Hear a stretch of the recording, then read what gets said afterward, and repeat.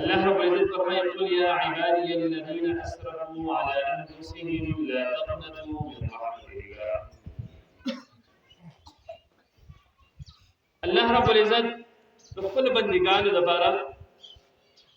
ډیر زیات د رحمت او د محبت مظاهره کوي. خپل بندگانو ته خپل رحمت وته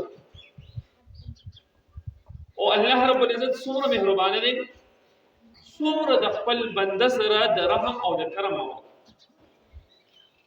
حضرت ابو هريره رضی الله تعالی عنہ یو روایت نقل کوي د مسلم شریف روایت چې په بنی اسرائیلو کې یو کس او داغه حالات زندگی هغه تمام د الله رب العزت په نافرمانی کې تیر شو. د چرته هم د نیکی کاری نو چې کله هغه ته مرګ ودرانیز دي شو، ان قریب د دنیا نه تلواله شو، خپل بچیان یې راوړل او هغه ته وصیت کړي چې زما بچو زجی وباد شو، زما جسم براوالی دا به وسوځوي، دا غي ریب بیا را واخلي، یو وجنده په سمندر باندې نیمه ولای، نیمه په هوا کې ولولای. خو چرته الله رب العزت په ما باندې د عذاب قادر شو، ما باندې الله رب العزت عذاب راکول شو، نو ما ته به داسې عذاب راکړي چې ژوند عذاب به چاته نه ورکړل شي. وجه کله دا په شان دي معاملې وکړه، د دنیا نه لاړو بچو باغ د نصیحت باندې عمل وکړو، وصیت یې ولا پوره کو.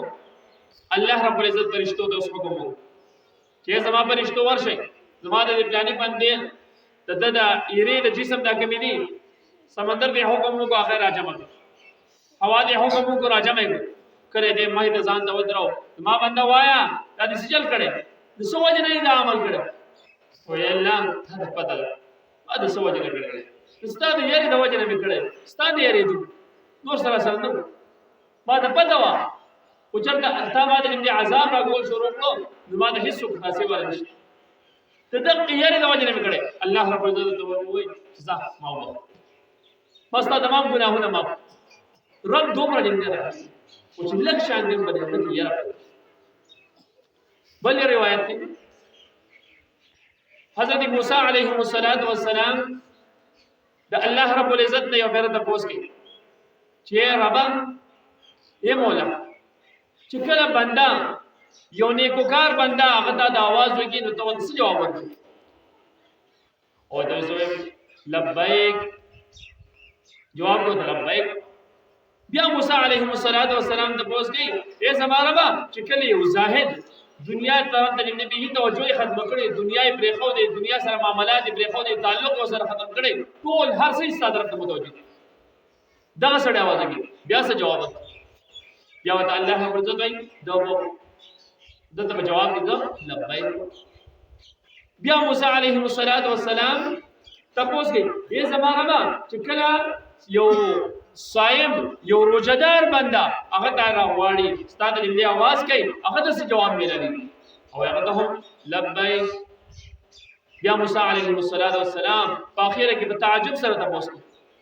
یې زما مولا او یې زما رب چې کله یو ګناګار بندا راشي او هغه ته راوبلي ستاسو دې دعا کوي ستاسو غواړي هغه ته جواب ملوي. الله رب العزت ته فرمایي زاغه دې جواب ورکم لبیک لبیک لبیک درې پیره وته لبیک. د الله په نسبت د بنده څومره اوچت مقام، د الله په نسبت دغه بنده چې مقام او د وجه دا ده چې ګوره لومبنه زاهد دی هغه سره چې په خپل زهد باندې هغه ته په خپل نیکي باندې هغه ته په خپل روزه باندې فخر دی، ولیکن ګناګار بنده چې راځي هغه ته صرف او صرف زما پر رحمت باندې امید دا سره اعمال نه دا سره چې نیک څه نه دا چې ما ته پېښ کی بلکې زما د رحمت دې امیدواري او زما رحمت د ټول زیات وسیله زما رحمت د تمام دنیا د هر شي نه دې وسیله. الله رب العزت دې وجه فرمایي یا عبادي الذين اسرفوا على انفسهم اے زما آغی بندگانو اے مومنانو اے ایمان والو اے آغی خلقو چې چا په چا ځان باندې